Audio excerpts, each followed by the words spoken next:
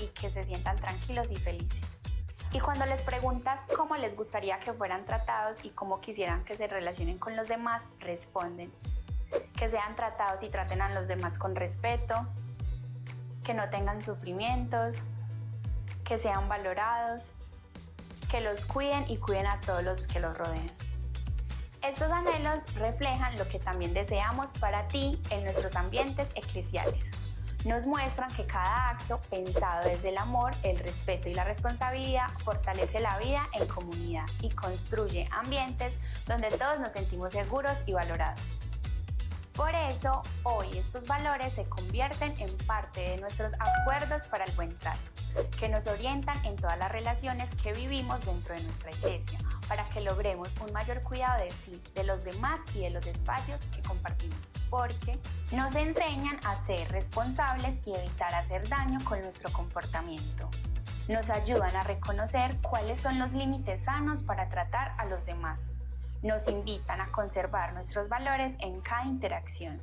Nos inspiran a convivir en armonía, donde prime el respeto, la escucha y la empatía. Nos recuerdan la importancia de reconocer las formas adecuadas de contacto y comunicación. Nos hablan sobre el buen ejemplo que debemos dar con nuestras acciones. Así, juntos, seguimos construyendo ambientes protectores, donde cada niño, niña y adolescente pueda crecer, aprender y relacionarse sintiéndose amado, respetado y cuidado. Porque en nuestra diócesis el buen trato es más que una norma, es una forma de vivir la cultura C.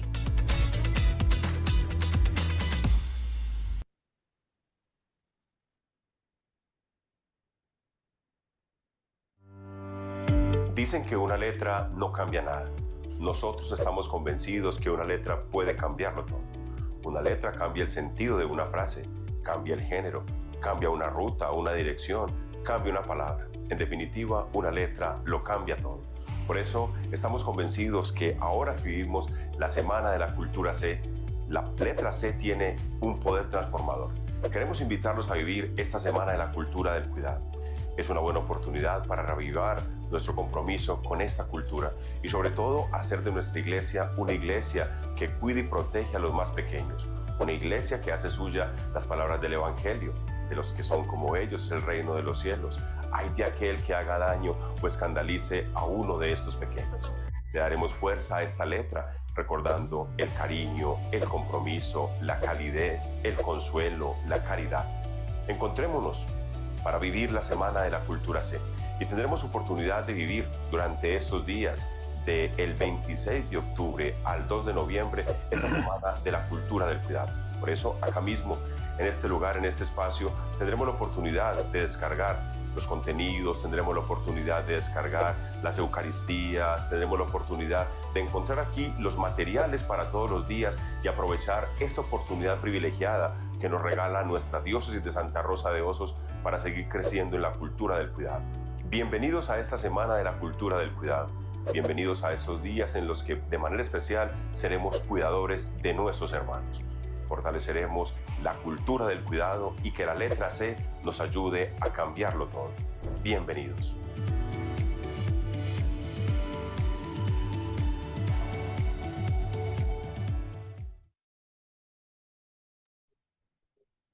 Un cordial saludo para todos, muy buenas noches. Es un gusto poderlos saludar en el marco de esta tercera semana de la Cultura C que celebra nuestra diócesis de Santa Rosa de Osos. En honor a la puntualidad, vamos a dar inicio entonces a esta formación que desde el Sistema para la Cultura del Cuidado de nuestra diócesis hemos querido presentar en este día, pensando especialmente en todos nuestros sacerdotes, en todo el clero de la diócesis de Santa Rosa de Osos, pensando en las comunidades religiosas y por supuesto en nuestros seminaristas. Nos hemos empeñado ya desde el año 2014, pero de una manera muy especial en los últimos 3 años en crear una verdadera cultura del cuidado y sobre todo sintiéndonos protagonistas de esta tarea evangélica, de cuidar, de proteger a los más pequeños, de ser protector de nuestros hermanos. Es una tarea que el Señor nos encomendó y una tarea que sin duda alguna en Santa Rosa de Osos vamos cumpliendo. Nos falta por supuesto que sí, pero que tenemos ese imperativo y que tenemos ese reto de ser cuidadores de nuestros hermanos, de ser cuidadores de aquellos que el Señor ha puesto en nuestras manos, especialmente los niños, los adolescentes y las personas vulnerables. Así que muchas gracias a todos por participar de este espacio. Esperamos que sea un espacio en el que tengamos la oportunidad de seguir adquiriendo nuevos conocimientos para potenciar nuestro perfil de apóstoles del cuidado, de servidores del buen trato, de poder llevar el mensaje del Evangelio con gusto, con alegría, con transparencia y sobre todo, pues reflejando el amor del Señor, que en definitiva es el divino cuidador y de él pues recibimos esta misión y la aceptamos con el mayor de los cariños para así de esta manera hacer de nuestra iglesia una iglesia que protege y que cuida a los más pequeños. Vamos a dar inicio con la oración. Es la oración que pues venimos precisamente posicionando en los últimos años. Es la oración del cuidado de nuestra diócesis de Santa Rosa de Osos. Por eso entonces le voy a pedir el favor a Monseñor, bienvenido que está con nosotros, para que nos dé su saludo y por supuesto comencemos de la mejor manera colocándonos en manos del Señor, como les digo, del divino cuidador, colocando esta formación que sin duda alguna nos dejará grandes enseñanzas y grandes retos para nuestro ministerio, para nuestro trabajo pastoral. Bienvenido, Monseñor. Bueno, doy un cordial saludo, Padre Edwin. Saludo a todos los sacerdotes que están unidos, a las religiosas, a los religiosos, a los seminaristas. Me parece que esta es una semana de mucho interés para nosotros en este proceso de hacer de nuestros espacios como la parroquia, las casas, lugares seguros donde podamos irradiar la bondad del Evangelio con todos los valores que Jesús nos enseñó. Antes de hacer la oración, yo quiero hacerles este llamado para que asumamos con una gran responsabilidad una tarea, un servicio que es inherente a nuestra condición de consagrados, que es cuidar del otro, proteger al otro, hacer crecer al otro y sembrar los valores fundamentales que transforman la vida y la dignifican. Los invito pues para que nos unamos en oración con un profundo sentido de fe, con un amor muy grande a la Iglesia, a nuestra Iglesia diocesana, con un gran respeto por cada espacio donde la Iglesia se desenvuelve llevando la obra evangelizadora. Y nos vamos a unir entonces con esta oración que se ha venido implementando para que el Señor nos ayude a ser verdaderos instrumentos del cuidado de la vida humana. Amado Padre, fuente inagotable de ternura y cuidado, te presentamos a todos los niños, adolescentes y personas vulnerables de nuestra diócesis de Santa Rosa de Osos. Concédenos la gracia de guiarlos con amor profundo, integridad inquebrantable y responsabilidad solícita. Permítenos vivir en estrecha comunión contigo para prevenir y aliviar el sufrimiento de aquellos que padecen. Que la humildad y la compasión moldeen nuestras acciones, viendo en cada niño, adolescente o persona vulnerable el reflejo de tu amor. Valoramos y defendemos sus vidas con compromiso y entrega, reconociendo en cada uno un tesoro precioso de tu reino. Te agradecemos, Señor, por iluminar nuestra labor. Con fe y esperanza, depositamos nuestras intenciones en tus manos bajo la protección de la bienaventurada Virgen María, Madre de la Misericordia. Bendice y cuida a cada uno, como María cuidó de tu amado Hijo. Esa oración.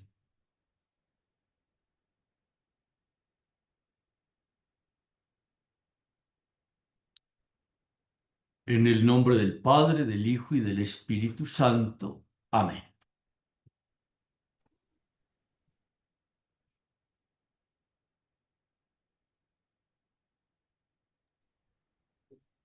Muchas gracias, Monseñor, por acompañarnos con la oración y con su mensaje. Ahora yo quisiera darle la palabra para que comencemos con esta formación, con la propuesta que hicimos para esta tercera semana de la Cultura C, Antropología del Cuidado, la dignidad humana como principio de protección. Y estará encargado de esta formación, de este rato académico, el doctor Carlos Andrés Roldán Sánchez. Él, en la actualidad es el director académico de la Católica del Norte. Ha tenido la oportunidad de trasegar en el ámbito académico y administrativo y en la docencia por más de 20 años. Es doctor en filosofía, magíster en filosofía y filósofo.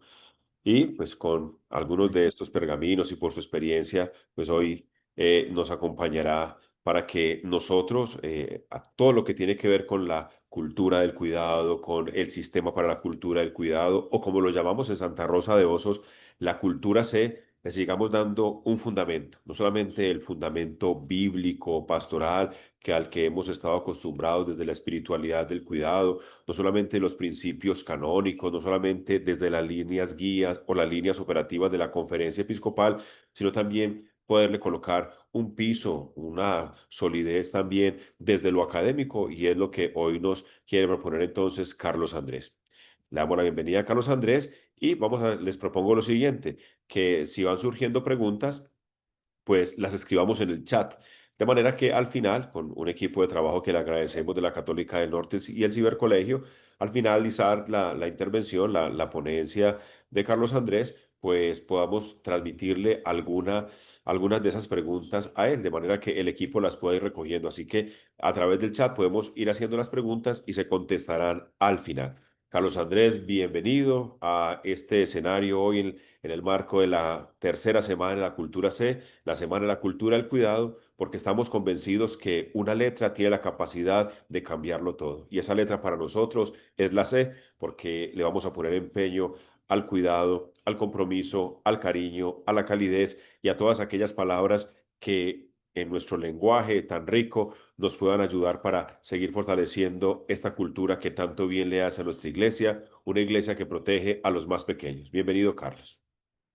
Muchas gracias, Padre Edwin. Un saludo pues muy especial a todos los asistentes a este espacio tan interesante de apertura de una semana que se declara como Semana del Cuidado, la Cultura C. Yo quiero compartirles hoy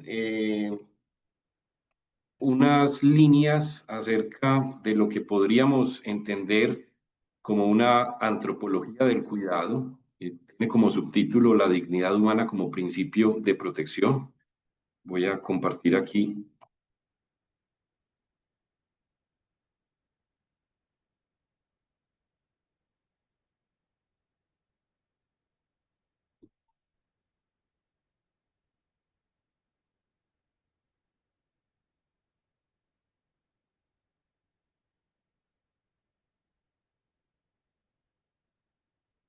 Inicialmente, yo quiero plantear por qué denominamos esta reflexión como una antropología del cuidado y no como una ética del cuidado o como simplemente una fundamentación del cuidado. Hay una razón fundamental y tiene que ver con un contexto justamente de fundamentación o de posibilidad de fundamentación de nuestros tiempos. Yo me planteé inicialmente la pregunta, ¿por qué es importante hablar de una antropología o por qué una antropología?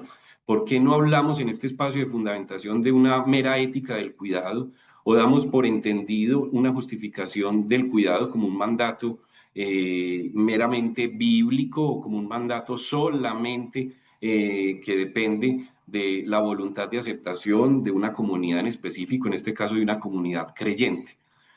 Es importante hablar de una antropología como fundamentación del cuidado, porque debemos ponernos de acuerdo en primerísimo lugar acerca de quién es el ser humano. Esta pregunta, que es la pregunta o la gran pregunta de la humanidad, tiene muchas respuestas o ha tenido muchas respuestas. Y cada una de esas respuestas configura o constituye un tipo de antropología. ¿A qué me refiero? A un tipo de visión sobre el ser humano que puede incluso entrar en contradicción con otro tipo de visión del ser humano. Por ejemplo, tenemos en nuestra cultura contemporánea unas visiones de ser humano dominantes por nuestros sistemas económicos, por nuestros sistemas culturales o nuestros sistemas ideológicos, unas visiones del ser humano o acerca del ser humano que son dominantes y que riñen en la mayoría de las veces con la visión cristiana o con la visión antropológica que desde el cristianismo se tiene.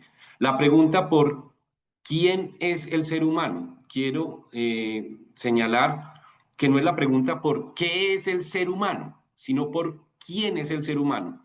Y ya de entrada esa pregunta, desde esta perspectiva antropológica que estamos proponiendo, entiende que el ser humano no es un objeto.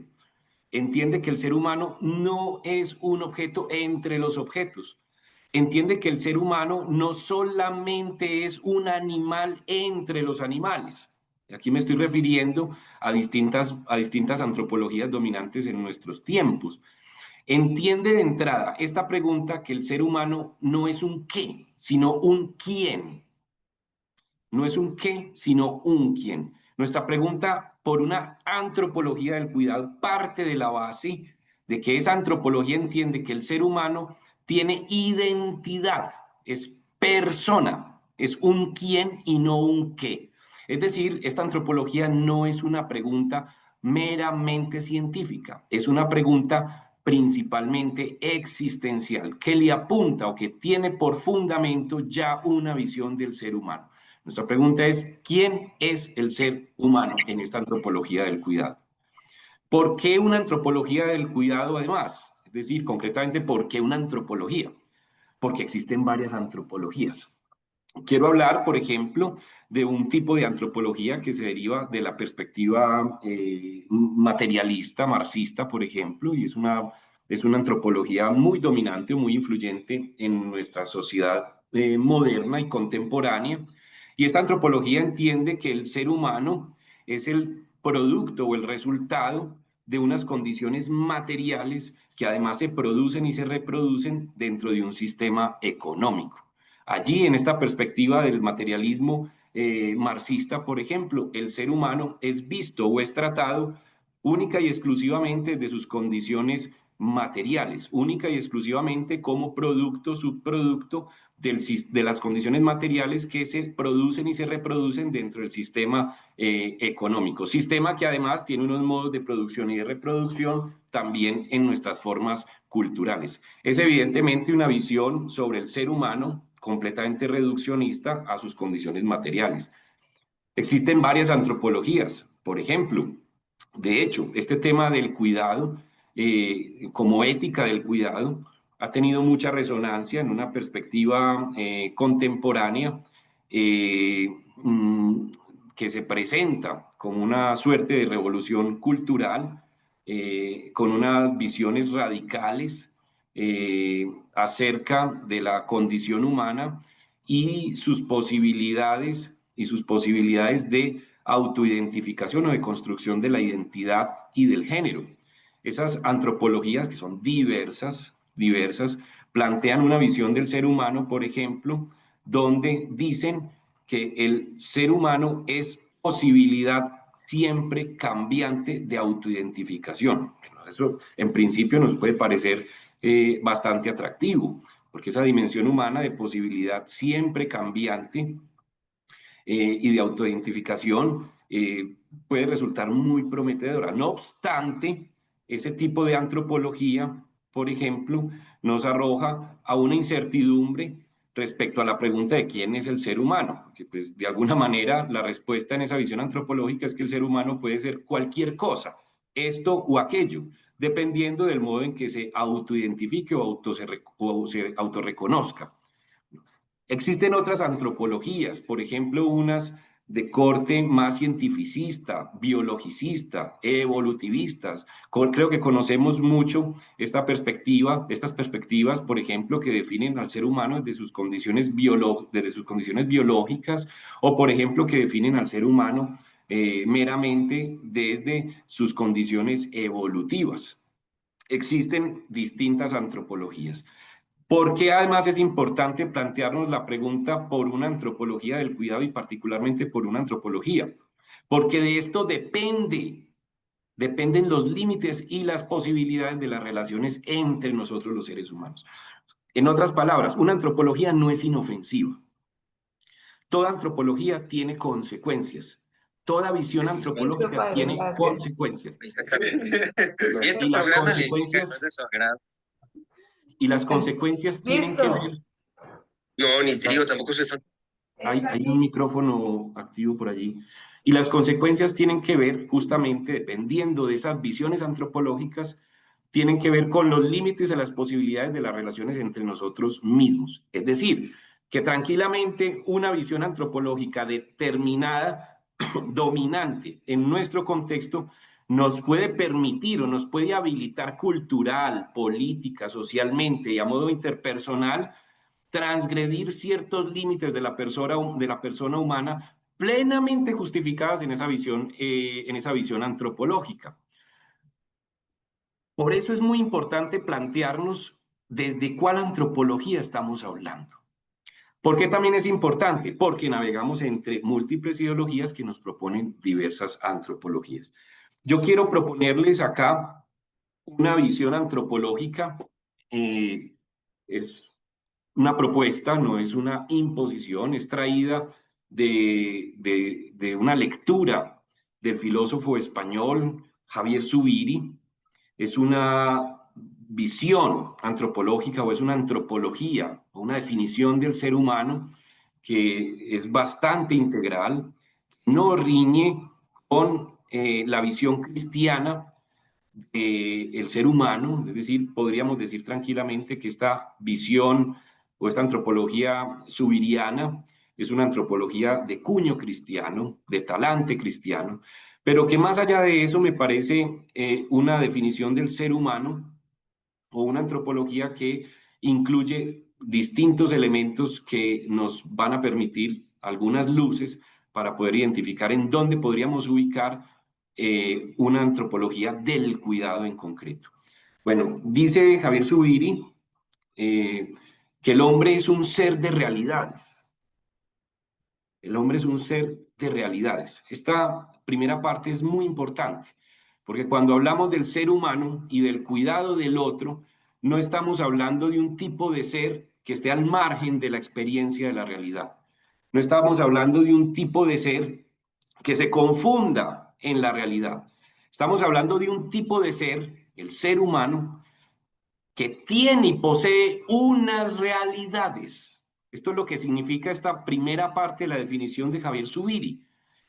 Que el hombre es un ser de realidades. Significa que el hombre tiene realidades, que él mismo es una realidad, que esas realidades que el ser humano tiene son suyas, es decir, es su realidad, es decir, es una realidad vivida, no es una realidad estática, no es una realidad por la que pasemos indiferentes, es una realidad que nos pertenece porque es mi realidad como ser humano. El hombre es un ser de realidades. Además, religado al poder de lo real. Entonces aquí hay una distinción, esto es una sutileza filosófica, pero hay una distinción que me parece importante recalcar.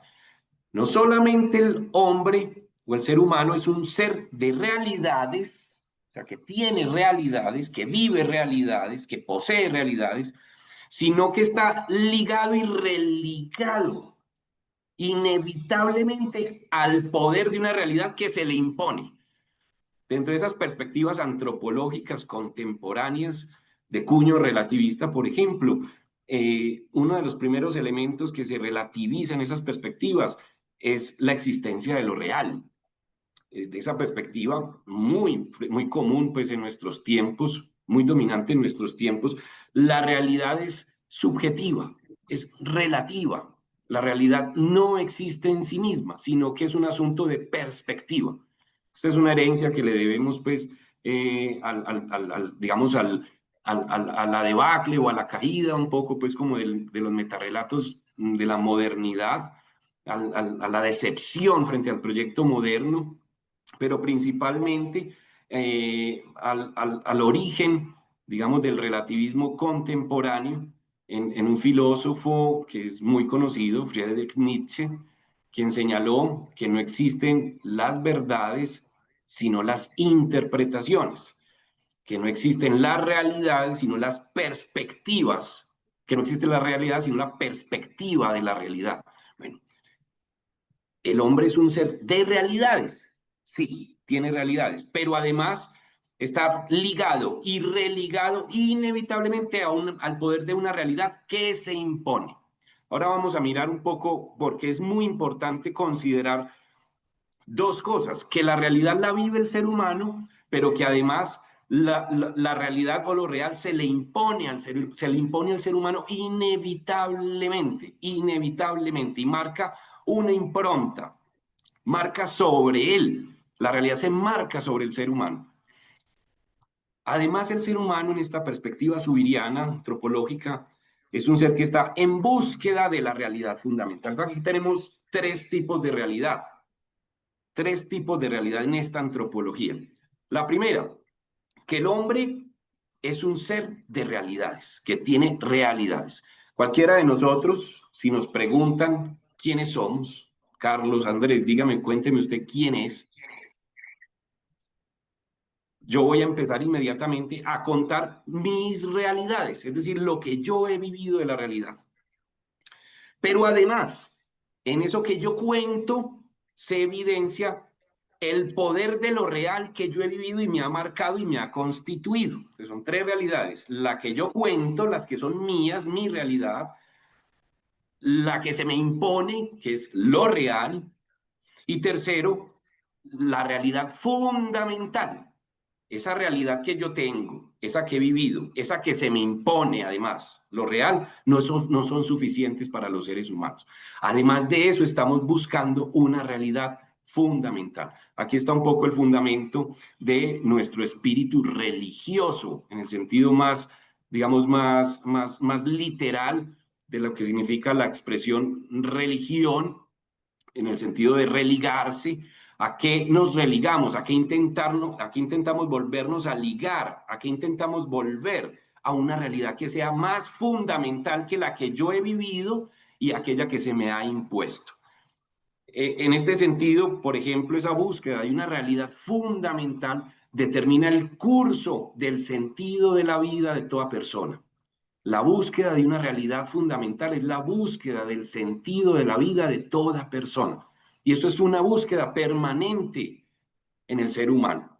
Y concomitantemente están mis realidades, mis vivencias, la realidad que se me impone y la realidad fundamental que busco. Y esa realidad fundamental, en esa búsqueda de la realidad fundamental, se me va la vida. ¿Por qué? Porque es la búsqueda del sentido propio de la vida. Y eso es lo que buscamos en el ámbito religioso, eso es lo que buscamos en el ámbito espiritual, eso es lo que buscamos en la iglesia.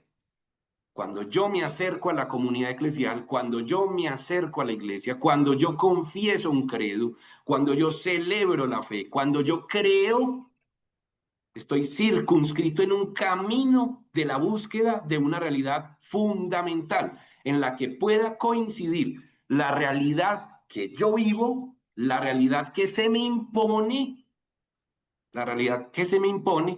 y que pueda además encontrar una realidad fundamental que le dé sentido a todas esas realidades anteriores.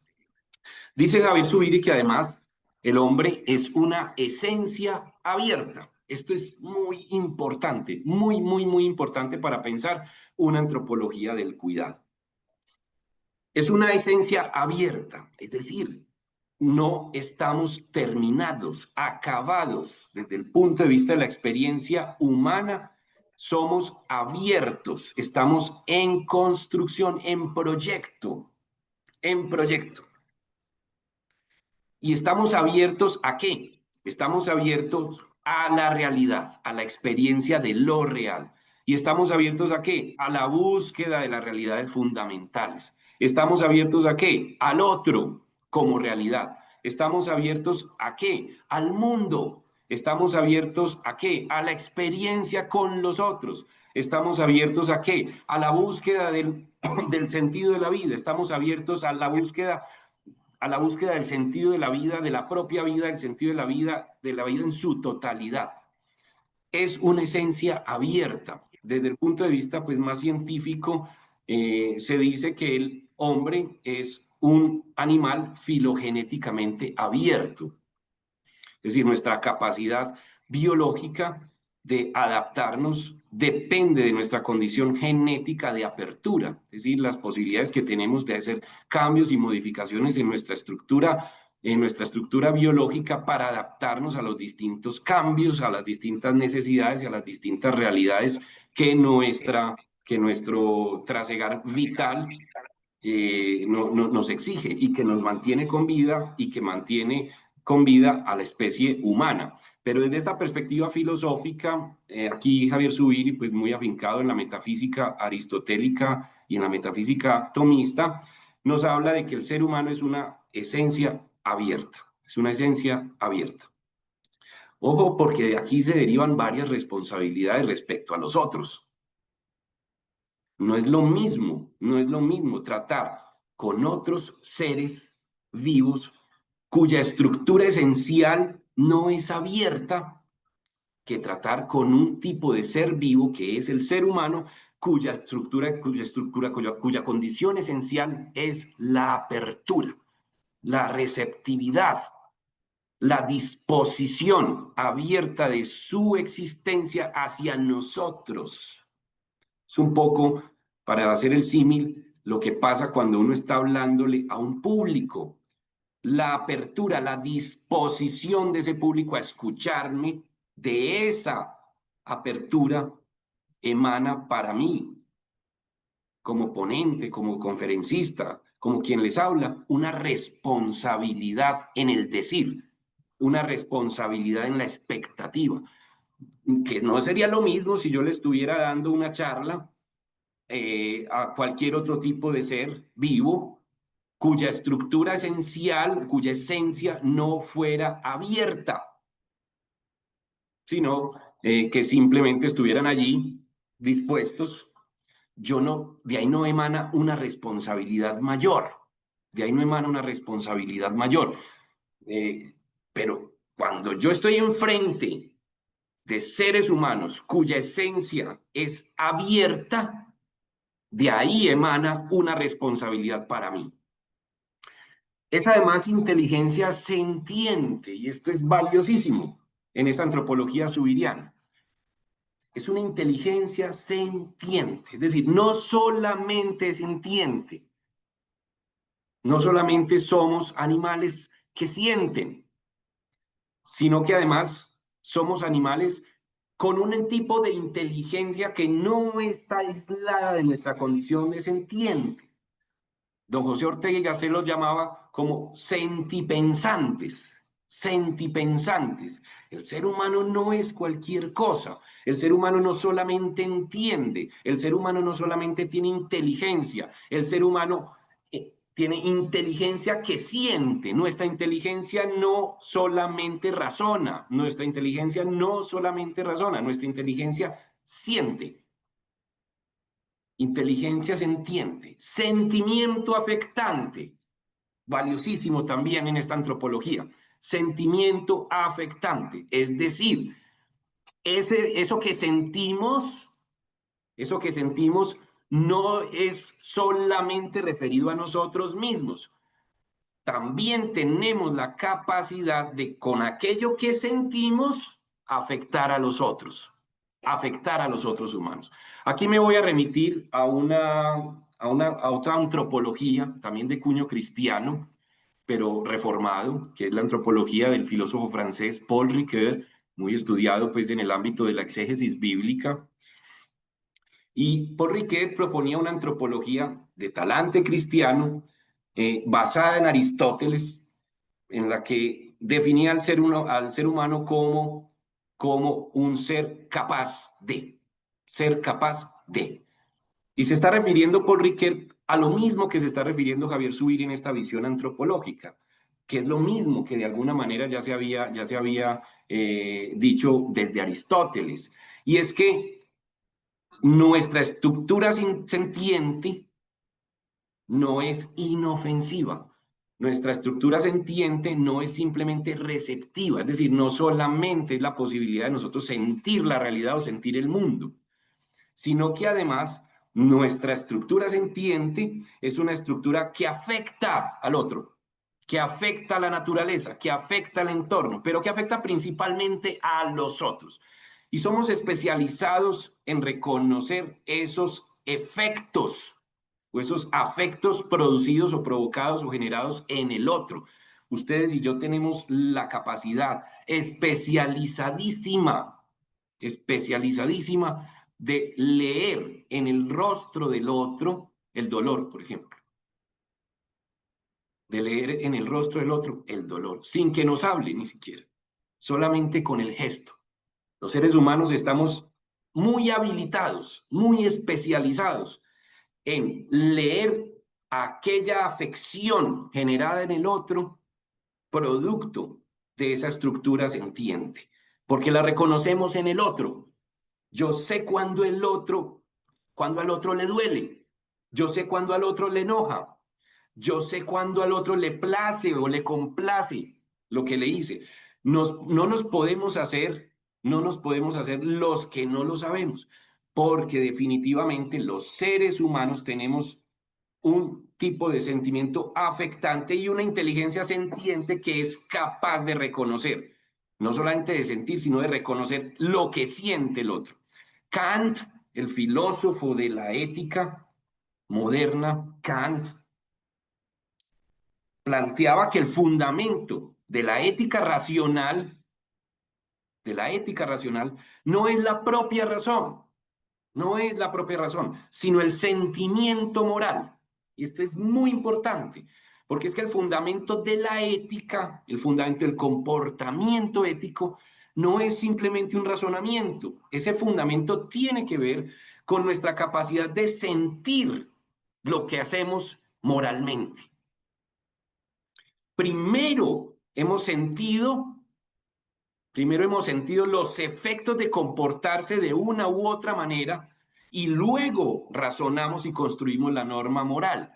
Pero también tiene que ver ese sentimiento moral, que es el fundamento de la ética, tiene que ver con la capacidad que por lo mismo tenemos de reconocer lo que siente el otro con nuestro comportamiento, con lo que siente el otro cuando le hacemos X o Y cosa, lo que siente el otro cuando le toca vivir X o Y realidad. Somos capaces y no necesitamos razonar mucho. Esto es lo que llaman hoy, desgastando un poco pues el concepto, la empatía. Podríamos referirlo, la empatía es el sentimiento moral. Somos capaces de reconocer lo que puede experimentar o lo que está experimentando el otro, así esté en el África, en el Asia, en Europa, en América Latina, cuando está sometido a condiciones de hambre, por ejemplo, y de pobreza, cuando está sometido a condiciones de violencia, de maltrato físico y psicológico, no necesitamos hacer un razonamiento muy elevado.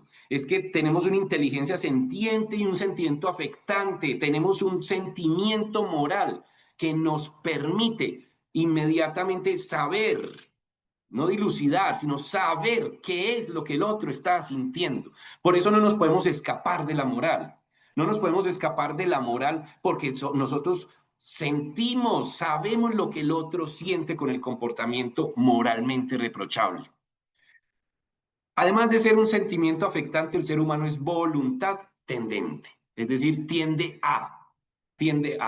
Es decir, está ligado a esta condición de su esencia siempre abierta. Retomo, y que me disculpan que me detenga tanto en esta reflexión antropológica, pero me parece fundamental para poder hablar del cuidado, porque si no, el cuidado no tendría un fundamento, digamos, en nuestra condición. Y creeríamos que el cuidado es solamente un asunto de convicción o de voluntad. Pero el cuidado tiene que ver con aquello que somos. Somos seres de realidades, es decir, tenemos nuestras realidades, vivimos las realidades, tenemos nuestra propia realidad. Aquí Zubiri agrega algo que también me parece valioso anotarlo. Las realidades del ser humano son realidades personales.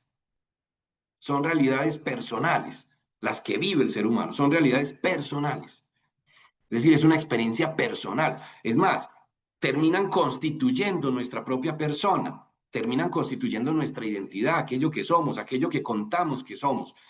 Quienes han tenido algún episodio en su infancia, algún episodio trágico, algún episodio violento, alguna experiencia de violencia, algún episodio de abuso, alguna experiencia, digámoslo así, traumática en su infancia, deben hacer un trabajo muy duro, sobre esa realidad que es suya y que es narrada, además, y que lo constituye, para poder lidiar con esa experiencia real que ya hace parte de su propia realidad, que ya hace parte de su propia realidad.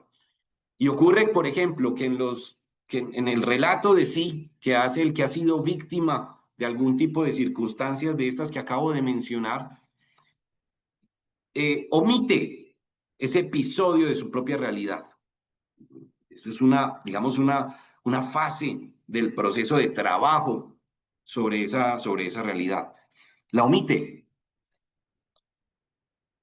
o la transfiere, cuenta que le ocurrió a otro, pero hay un desarraigo de esa realidad. Es un asunto bastante traumático porque eso no es simplemente algo que pasó, no, eso es algo que le pasó a un hombre, a un ser humano, que es además un ser de realidades que son suyas, que además está ligado al poder de lo real. Eso que pasó, pasó, y se impone incluso sobre el mismo relato que la persona tenga sobre su propia vida, si lo trate de ignorar, de omitir, de no contar. Eso se impone, esa realidad ocurrió, lo real se impone sobre todo ser humano, lo real se impone.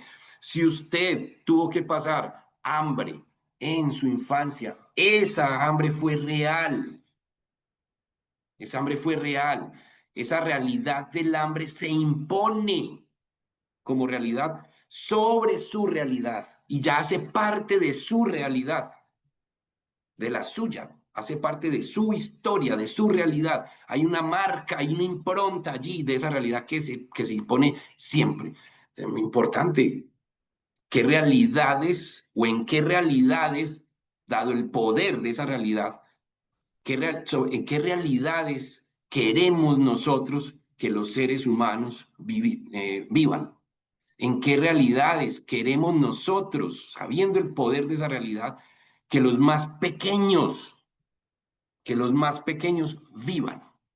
Porque es que esa realidad se va a imponer en su realidad.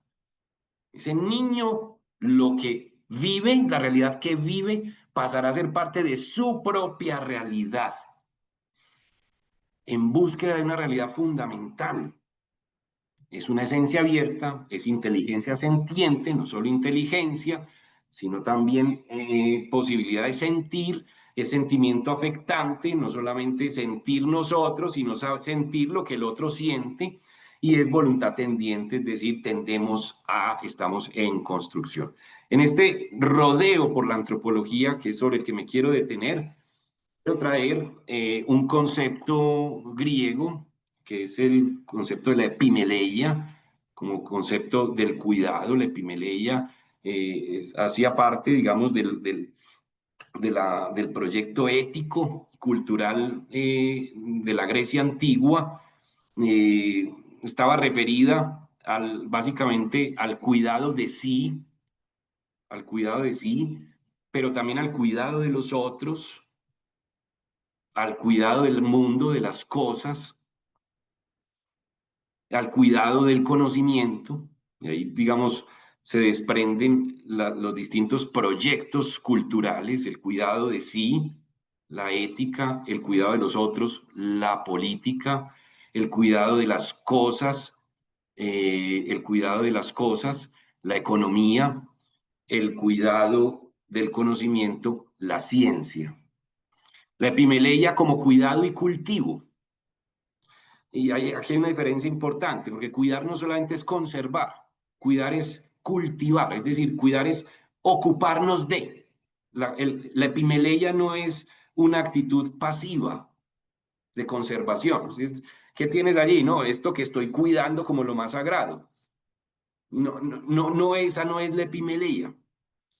La epimeleia es ocuparse de, cuidar como ocuparnos de. Entonces, el cuidado de sí, desde esa perspectiva griega, el cuidado de sí, desde esa perspectiva griega, es un ocuparnos de nosotros mismos.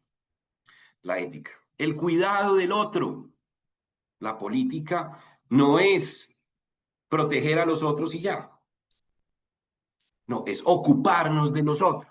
¿Qué es ocuparnos de nosotros? Pues hacer estructuras justas, ocuparnos del bienestar de los demás. Eso debería conformar la política en el sentido ideal griego.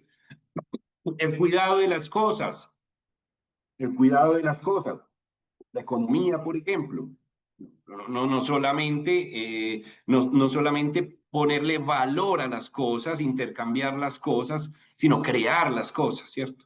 Bueno, así en todas las dimensiones, el cuidado del conocimiento, la ciencia. La epimeleia como cuidado del conocimiento, la ciencia no es simplemente conservar o almacenar en nuestras formas de almacenamiento el conocimiento adquirido, sino que es ocuparnos de las tareas, de las faenas de adquirir más conocimiento.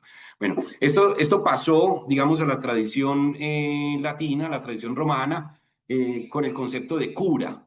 El cuidado de sí, la cura sui, de esta palabra del latín cura, pues nosotros derivamos muchas palabras o varias palabras pues, que están en nuestra lengua. Curar, como sanar, está más, digamos, muy ligado también al sentido que le dieron los romanos a esta expresión o a esta idea de la epimeleia que pasa a ser la cura. Curar como sanar, cuidar. Curar, sanar, cuidar en el mismo sentido de ocuparnos de. Tanto entender la cura como cuidado, como entender la cura como sanar, nos obligan a uno ocuparnos de lo uno y lo otro. Ocuparnos de cuidar, ocuparnos activamente de cuidar, como ocuparnos activamente de sanar o de curar a lo otro, las cosas, etcétera. Curar en el sentido, por ejemplo, de revisar, de cuidar, de corregir, etcétera. Tenemos muchas acepciones y palabras derivadas de este sentido de la cura, que es la traducción de la epimeleia griega del cuidado. Bueno, ¿por qué tenemos que cuidar? Y quiero devolverme a esta antropología de la que partimos, ¿cierto? Tenemos que cuidar porque el hombre es un ser de realidades. Entonces, el otro, el más pequeño, el más vulnerable, el que está allí, el que depende de nosotros, el que nos busca para algo, el que me busca a mí como profesor, por ejemplo, para una clase, el que está conmigo en el salón de clases, el que busca al sacerdote, el que busca a la religiosa o al religioso, el que se acerca a una comunidad, el que se acerca a un grupo, es un ser de realidades. ¿Por qué cuidar? ¿O para qué cuidar? ¿O qué es cuidar desde esta perspectiva antropológica a ese ser de realidades? Pues es ocuparnos de las realidades que ese otro que se nos acerca o que se nos confía va a vivir y que lo van a constituir. O sea, ¿qué experiencia queremos, qué realidad queremos que termine constituyendo a ese otro que nos buscó, a ese otro que depende de mí, a ese otro que se nos confió? a ese otro que se acerca a nosotros. ¿Por qué cuidar? Porque ese otro hace parte de la comunidad humana que tiene un rasgo muy característico y es su fragilidad.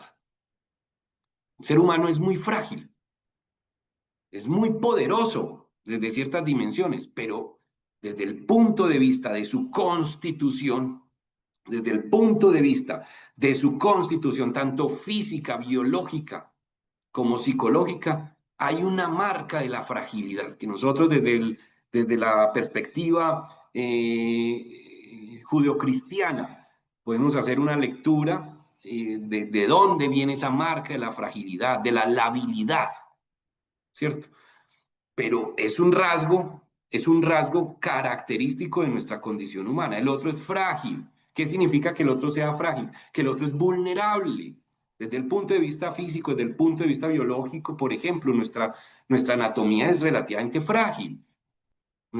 Herir al otro es relativamente fácil. Basta un objeto, y me perdonan el ejemplo, pero basta un objeto cortopunzante para traspasar la piel del otro. Somos de una fragilidad física, pero también de una fragilidad psicológica bastante notable.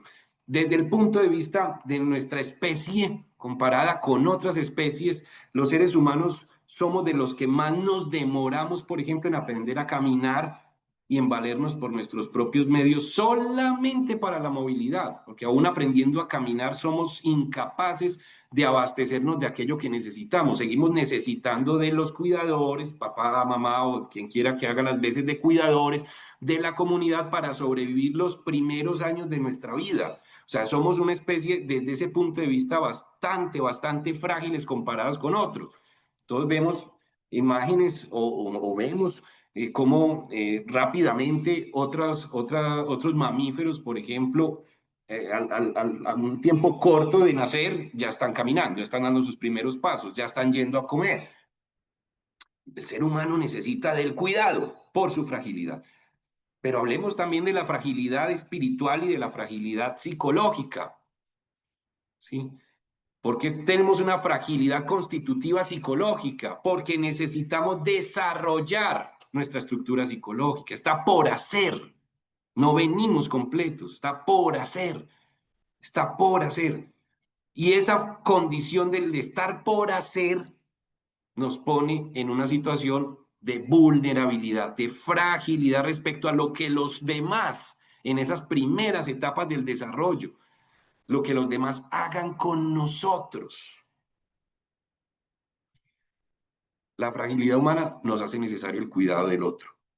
El carácter menesteroso de los seres humanos nos hace dependientes de los otros. Somos seres, esto lo hemos escuchado muchísimas veces, somos seres sociales o sociables por naturaleza, y eso no solamente es un embeleco, es una necesidad. Somos sociables por naturaleza, o sea, somos gregarios por naturaleza, porque no podemos sobrevivir por fuera de la comunidad.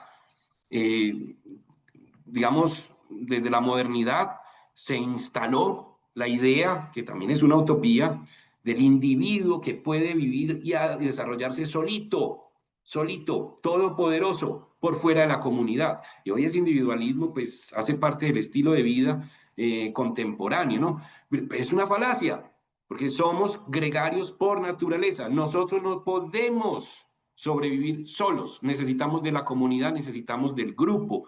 Ese carácter menesteroso o de necesitados de los demás, de ahí proviene la necesidad de ocuparnos de los otros. ¿Por qué nos tenemos que ocupar del otro? ¿Por qué tenemos que cuidar al otro? Porque yo necesito también que los otros me cuiden a mí.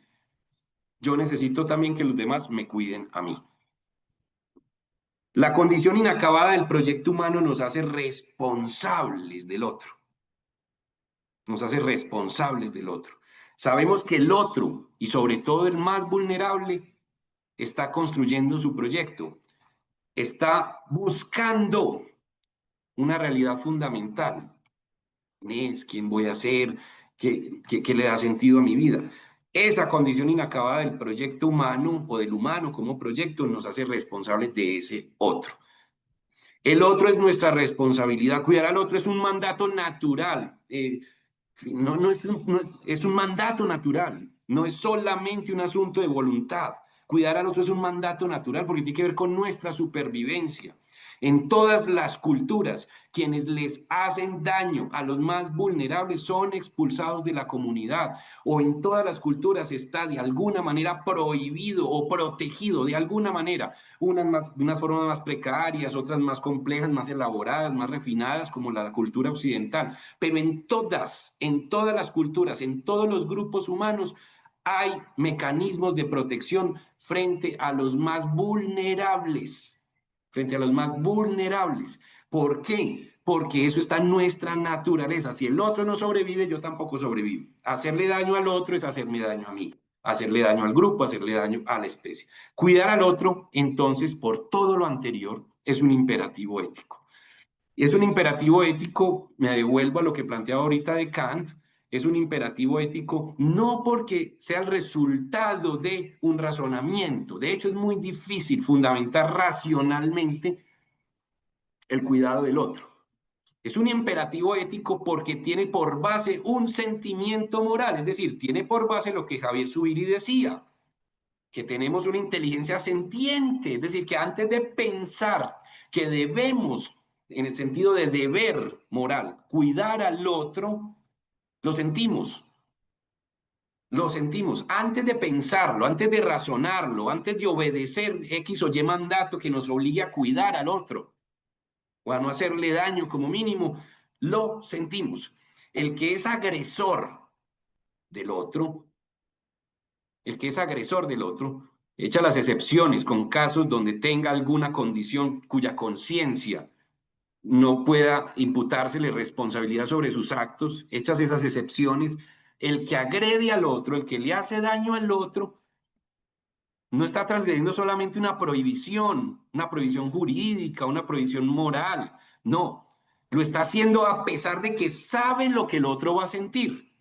Entonces, eso es lo que hace que cuidar al otro sea un imperativo ético, no el resultado de un razonamiento de una prohibición, no el resultado del miedo, por ejemplo, a a cometer un delito. No es ese.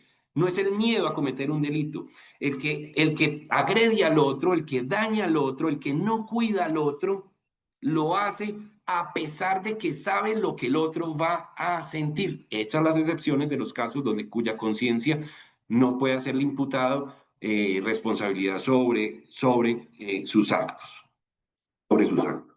Bueno, esta intervención, me voy extendiendo, yo le dije al padre Edwin que yo me extendía en el discurso, tiene por subtítulo... Carlos, te vamos a conceder 5 minuticos más bueno, padre, y para que los aprovechemos al máximo, porque esta horita es de aprovecharla al máximo, porque los sacerdotes vienen de la misa de 6, de 6:30, entonces claro seguro que sí, padre. tienen la cena en punta, así que aprovechemos estos 5 minutos de la ponencia para algunas preguntitas. Gracias, Carlos. Ya voy a terminar, padre. Gracias a usted. El subtítulo que promete esta reflexión es la dignidad humana como principio de protección. Este tema podríamos, digamos, considerarlo solamente desde nuestra perspectiva como creyentes acerca del tema de la dignidad humana, pero desde hace mucho rato que el tema de la dignidad humana, digamos, ya nos desbordó. Hay un esfuerzo humano por afincar un concepto, una idea de dignidad humana que ha hecho que la perspectiva cristiana, por ejemplo, esté restringida, digamos, a una comunidad en particular, dada la imposibilidad de trascender esa perspectiva cristiana a la totalidad, digamos, de los seres humanos en el ámbito pues, global. O sea, de alguna manera, en los derechos humanos se plantea una idea una concepción, perdón, de qué es o en qué consiste la dignidad humana. Es interesante porque coincide, digamos, esencialmente con lo que pensamos desde la perspectiva cristiana. ¿En qué consiste la dignidad humana en ese sentido más universal? O sea, como planteo, podríamos simplemente verlo desde nuestra perspectiva cristiana, pero Creo que ese no solamente es el ámbito en el que nos movemos. La dignidad humana consiste o se afinca en el mero hecho de ser personas, por el solo hecho de ser personas. Fíjate, aquí ha habido una economía de todo razonamiento y de toda fundamentación muy interesante, porque se fundamenta la dignidad humana más allá de cualquier modo de ser humano, de cualquier forma de ser seres humanos, en el solo y mero hecho de ser humanos, en el solo y mero hecho de ser personas, diríamos los cristianos, diría también Javier Zubiri, por el solo hecho de ser humanos. Por ese hecho, o en ese hecho, no en esa interpretación, sino en ese hecho de ser seres humanos, se arraiga el concepto de dignidad humana. En ese sentido, no es cualquier cosa la pregunta por entonces, ¿quién es el ser humano? Y no es cualquier cosa la respuesta que le podemos dar a esa pregunta. O sea, si la dignidad humana se afinca en el solo hecho de ser humano, ¿qué somos los seres humanos? Hombres de realidades, ligados al poder de lo real, en búsqueda de la realidad fundamental. Somos esencias abiertas, inteligencias sentientes, sentimientos afectantes, voluntades que tienden a. Somos los seres humanos, seres frágiles, de carácter menesteroso o necesitados de los demás y de la comunidad y del grupo, en condición inacabada en cuanto a nuestro proyecto humano. Somos los seres humanos, además, responsables del otro. Somos los seres humanos, además, necesitados de cuidar al otro por un mandato natural, no solamente por un mandato cultural, legal o religioso. Somos los seres humanos, además, obligados éticamente o moralmente mejor por el sentimiento moral que nos define, por nuestra capacidad de sentir lo que al otro le pasa. Estamos obligados moralmente a cuidar del otro, a cuidar del otro. Me gusta traer, y ya para finalizar, una antropología del cuidado tiene que apuntar a una ética del cuidado, pero no a cualquier ética del cuidado, no a cualquier ética del cuidado. ¿Por qué no debemos afectar a los niños? Porque está prohibido por la ley. Eso es una visión moral famélica. Es una visión moral famélica, completamente irresponsable, reduccionista, simplista. ¿Por qué debemos cuidar al otro? Es decir, ocuparnos del otro, pero además, pues no agredir al otro, pero además no dañar al otro. Porque yo soy como el otro. Porque yo soy como el otro. Entonces, de esa antropología del cuidado, tenemos que derivar una ética del cuidado. Me gusta traer al autor Paul Ricoeur, entre otras cosas, porque sobre él hice mi tesis doctoral, y entonces el enamoramiento me ha durado. En su definición de ética, que la repito, digamos, en varios espacios. ¿Y qué sería una ética? Una ética es la búsqueda de una vida buena con otros y en instituciones justas. La búsqueda de una vida buena con otros y en instituciones justas. La búsqueda de una vida buena, porque merezco esa vida buena por el mero hecho de ser persona. Con otros, porque los otros también merecen una vida buena por el mero hecho de ser humanos, por decir, por su dignidad. ¿Cuándo es posible o dónde es posible eso? En instituciones justas. Entonces, ¿qué es la justicia allí? Todo lo anterior. La justicia es, una institución justa es aquella donde sus miembros, donde sus integrantes, donde su comunidad puede buscar una vida buena y puede experimentar una vida buena con otros. Es decir, se sienten seguros con otros de que van a vivir una vida buena. La pregunta que quiero dejar: cuando alguien se acerca a nuestra comunidad,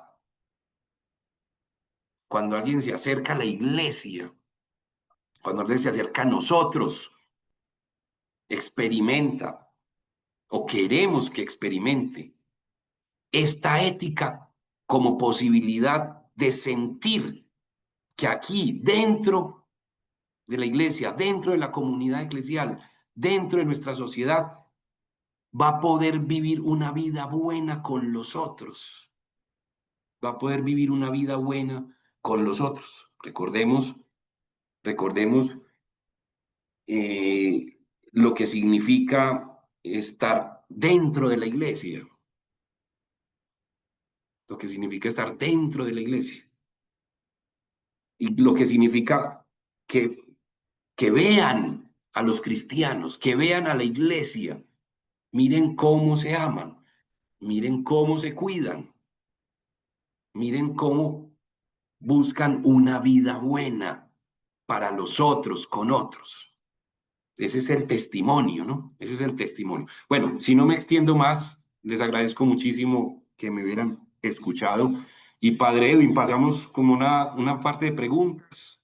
No sé si ya hay en el chat.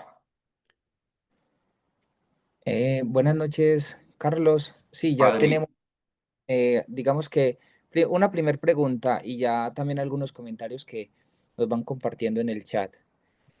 Digamos, con respecto a lo del ser sentiente, ¿cierto? ¿De qué manera el reconocimiento del otro como ser sentiente nos llama a una ética de la empatía y la compasión? totalmente. Eso, digamos, es la consecuencia de esta definición. Y ojo, que no es solamente una definición de un filósofo, ¿cierto? Esto tiene una base biológica, o sea, somos seres sentientes o inteligencia sentiente, como lo complementa Zubiri, siguiendo mucho pues a José Ortega y Gasset. Esto tiene digamos, una base biológica nuestra, o sea, somos una inteligencia sentiente por nuestra disposición biológica, sensorial, pero además por la capacidad que tenemos de darle sentido a eso que sentimos. Y le damos sentido a eso que sentimos con nuestra inteligencia. En la inteligencia está el concepto, el significado, ¿cierto? O sea, yo puedo decir, tengo el corazón roto, porque me dejó el amor de mi vida, me dejó, tengo el corazón roto. Es una metáfora bellísima, pero es una metáfora que está revelando esa inteligencia sentiente. O sea, algo físico yo estoy sintiendo, ¿sí?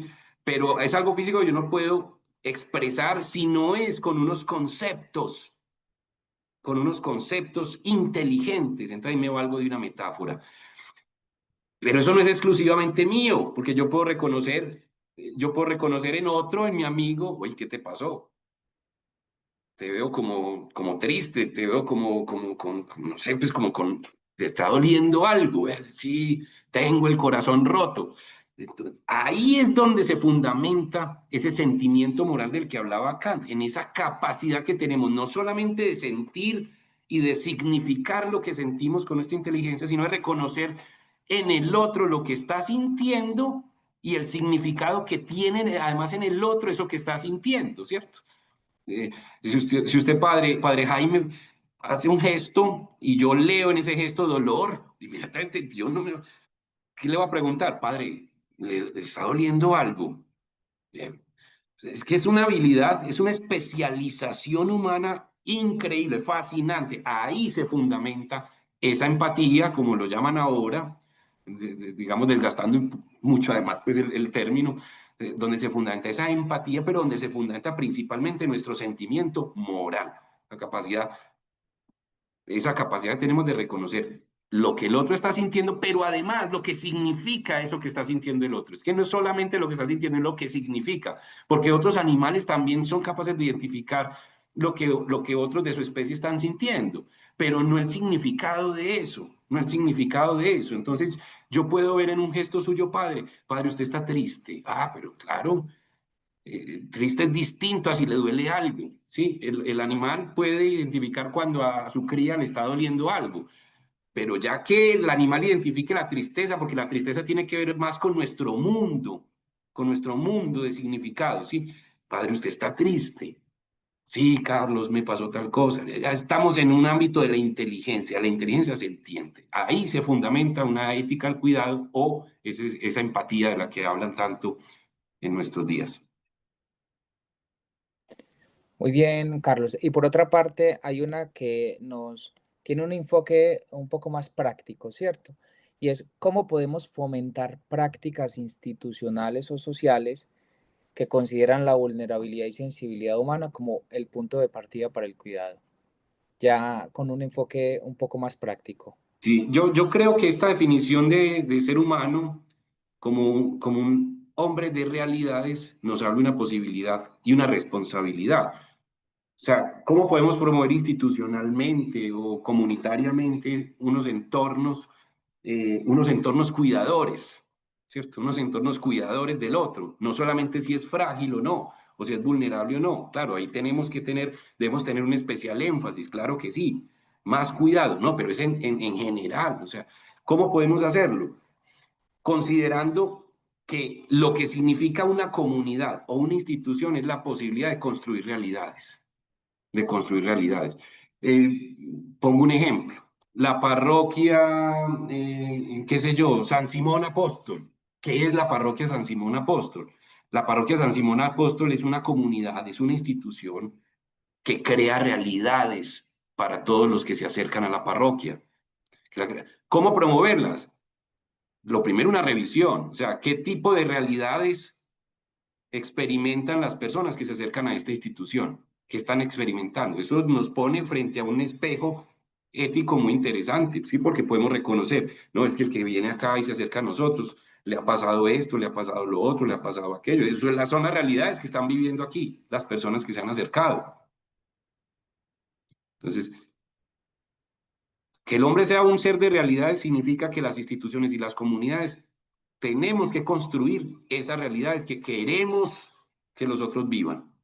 Y sacar las que no queremos que vivan. Pero esto es una decisión que toma la comunidad, es una decisión que toma la institución, es una decisión que toman los miembros de esa institución. ¿Qué significa? Hoy hablan mucho pues las empresas de eso, ¿no? O sea, ¿qué experiencia le vamos a dar al cliente? Bueno, digamos, ese es su propósito, pues nosotros también nos tenemos que preguntar, ¿qué realidades van a vivir las personas que se acercan a nosotros, a nuestra comunidad, a nuestra parroquia, a nuestro colegio, a nuestra universidad? ¿Qué realidades son las que van a vivir estas personas que se acercan a nosotros? ¿Sí? Estas que están viviendo, estas las tenemos que cambiar, pero eso ya es una decisión. O sea, hay que ocuparnos de, como planteaba ahorita. Y ocuparnos de significa decidir hacerlo, decidir hacerlo. No dejarle, digamos, a la espontaneidad el asunto, sino decidir hacerlo y cuidar de esa decisión, ¿no? Muy bien, Carlos. También tenemos, digamos, algunos ecos producto de la reflexión que nos has compartido. Y nos dice el padre Juan Guillermo, hablando del eco que produce en la reflexión, dice, gran claridad y profundidad en la charla del doctor Roldán. El cuidado es una responsabilidad de todos, corresponsabilidad en el cuidado. No hacerlo nos hace inhumanos hasta salvajes. Por otra parte, el padre Enrique nos dice, somos seres en comunidad y nos debemos cuidar. Y también desde la parroquia de Remedios, pues nos citan a Javier Zubiri, indicándonos que tenemos el deber ser humanos. Y la hermana Marta Doris nos hace también el eco y nos dice en la inteligencia sentiente. Es una pregunta que nos hace la hermana Marta Doris y con esta cerramos entonces eh, esta serie de preguntas. En la inteligencia sentiente se podría expresar la misericordia como principio evangélico en lo cotidiano. Uy, eso es una belleza, ¿no? Yo no lo fundamentaría pues en el concepto subiriano de la inteligencia sentiente porque creo que la misericordia tiene un fundamento superior, superior. pero sí, digamos, hay una similitud en esta dimensión humana de la inteligencia sentiente. Es decir, la misericordia tiene que ver, o es posible por la capacidad que tenemos de no solamente de sentir lo que siente el otro, sino de saber lo que siente el otro, pero más sobre eso sabe Dios, que es el Padre de la misericordia realmente. Él sabe más sobre nosotros. Nosotros escasamente sabemos lo que el otro siente porque lo hemos sentido, porque lo hemos sentido. Pero sí, sí, creo que hay una posibilidad allí pues de comparar esta inteligencia sentiente con las posibilidades de la misericordia dentro de nuestras limitaciones humanas, pues de comprender completamente al otro. Muchas gracias, Carlos. Le agradecemos inmensamente. No, a ustedes. Yo siempre digo que en los temas de la cultura del cuidado todo es una provocación. Cuando se toma desde lo bíblico, cuando se toma desde lo espiritual, desde lo pastoral, cuando se toma desde el derecho canónico y hoy desde este fundamento antropológico, no es más que una provocación que nos invita a nosotros, como sacerdotes, como religiosos, religiosas y como seminaristas, a ir un poco más allá, porque nos queda una tarea. Ya usted tomando las palabras de Kant, esto es un imperativo que nos toca a todos y casi que ya también en palabras suyas, Carlos, por mandato natural, no solamente por lo que dice la ley, no solamente por lo que diga el derecho canónico, sino por un mandato natural, hacer nuestra la cultura del cuidado, hacer nuestra la protección de los más pequeños, especialmente de los niños, niñas, adolescentes y personas vulnerables. Muchas gracias, Carlos, por estas claridades. Sin duda alguna, en algún otro momento estaremos invitándolo para que nos siga retando y desafiando y dejándonos con estas inquietudes, sin duda alguna, que se convierten para nosotros en el desafío para nuestra formación. Antes de darle Muchas la gracias, palabra, Padre. yo le pagué, Generosidad. Carlos. Antes de darle la palabra al señor obispo para la bendición y la despedida por parte de Monseñor, pues agradecerle a todos por estar aquí en medio de nosotros e invitarlos. Mañana es martes con C de cuidado. Mañana es martes de cultura C como todos los martes, pero queremos hacer énfasis recordando que mañana a las 7 de la noche tendremos la formación para los laicos. Hoy, aunque hemos estado 52 conexiones, somos muchos más porque las comunidades religiosas pues están reunidas porque el seminario, igualmente en las parroquias, está el párroco junto con los sacerdotes, vicarios parroquiales y algunos seminaristas, etcétera. Así que esperamos mañana igualmente una muy buena participación, especialmente los laicos, para que sigamos fortaleciendo nuestra cultura del cuidado, para que sigamos siendo en Santa Rosa de Osos una iglesia que protege a los más pequeños. Monseñor, tiene la palabra para que nos bendiga y nos despida para cerrar este momento formativo. Gracias, Edwin. Antes de la bendición, yo quiero agradecer al doctor Carlos Andrés Roldán el valioso aporte de remitirnos a la raíz antropológica desde donde surge una nueva sociedad. Esa antropología que él nos presenta desde Subirí y lógicamente que es la raíz también bíblica que nos ayuda a comprender los nexos del ser humano. No es bueno que el hombre esté solo y toda esa dimensión antropológica yo creo que nos ayuda a mirar, como nos lo decía, con mucha responsabilidad al otro. Sentir lo que el otro siente fue el éxito de la misión de Jesús. Yo le agradezco al doctor y agradezco a todas las personas, a las religiosas, a los religiosos, al seminario y a los sacerdotes que se vincularon a este espacio tan valioso. Le reitero mi gratitud al doctor y espero encontrarnos algún día para que hablemos de una manera más amplia y más tranquila. Les doy la bendición, ponemos en manos de Dios y le pedimos que Él haga fecunda la obra de nuestras manos. Que el Señor los bendiga, los guarde, los proteja, los libre de todo mal, en el nombre del Padre, del Hijo y del Espíritu Santo. Una buena noche. Amén. Dios le pague, Monseñor, Dios le pague. Feliz noche para todos, hermanos sacerdotes, hermanas, hermanos, que pasen una muy buena y feliz noche. Hasta una próxima. Y seguimos avanzando en estos días de semana en clave de Cultura C. Que estén muy bien. Gracias, Padre Edwin.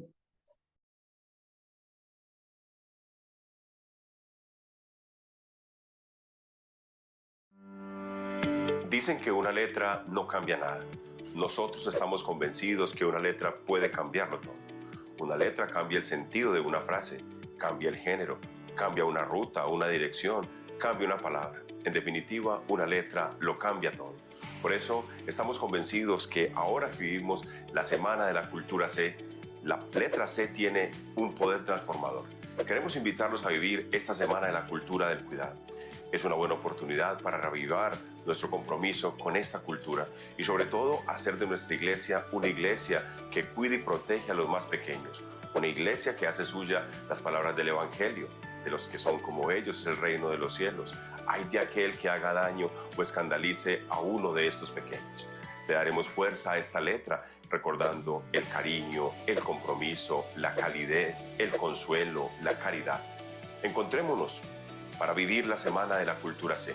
Y tendremos oportunidad de vivir durante estos días del 26 de octubre al 2 de noviembre esa Semana de la Cultura del Cuidado. Por eso, acá mismo, en este lugar, en este espacio, tendremos la oportunidad de descargar los contenidos, tendremos la oportunidad de descargar las Eucaristías, tendremos la oportunidad de encontrar aquí los materiales para todos los días y aprovechar esta oportunidad privilegiada que nos regala nuestra diócesis de Santa Rosa de Osos para seguir creciendo en la cultura del cuidado.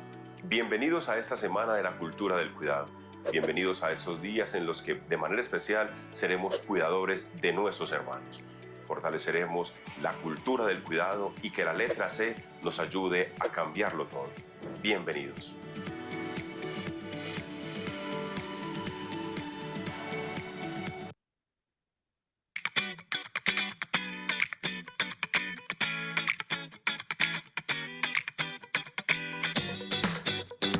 Diócesis de Santa Rosa de Osos, el buen trato es nuestra prioridad. Cada una de nuestras buenas prácticas está pensada para promover el cuidado, el bienestar y la seguridad, especialmente de nuestros niños, niñas y adolescentes.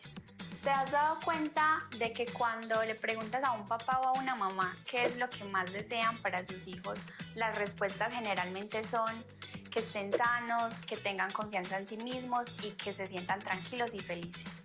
Y cuando les preguntas cómo les gustaría que fueran tratados y cómo quisieran que se relacionen con los demás, responden que sean tratados y traten a los demás con respeto, que no tengan sufrimientos, que sean valorados, que los cuiden y cuiden a todos los que los rodean. Estos anhelos reflejan lo que también deseamos para ti en nuestros ambientes eclesiales. Nos muestran que cada acto pensado desde el amor, el respeto y la responsabilidad fortalece la vida en comunidad y construye ambientes donde todos nos sentimos seguros y valorados. Por eso, hoy estos valores se convierten en parte de nuestros acuerdos para el buen trato, que nos orientan en todas las relaciones que vivimos dentro de nuestra iglesia, para que logremos un mayor cuidado de sí, de los demás y de los espacios que compartimos, porque nos enseñan a ser responsables y evitar hacer daño con nuestro comportamiento. Nos ayudan a reconocer cuáles son los límites sanos para tratar a los demás. Nos invitan a conservar nuestros valores en cada interacción. Nos inspiran a convivir en armonía, donde prime el respeto, la escucha y la empatía. Nos recuerdan la importancia de reconocer las formas adecuadas de contacto y comunicación. Nos hablan sobre el buen ejemplo que debemos dar con nuestras acciones. Así, juntos, seguimos construyendo ambientes protectores, donde cada niño, niña y adolescente pueda crecer, aprender y relacionarse sintiéndose amado, respetado y cuidado. Porque en nuestra diócesis el buen trato es más que una norma, es una forma de vivir la cultura C.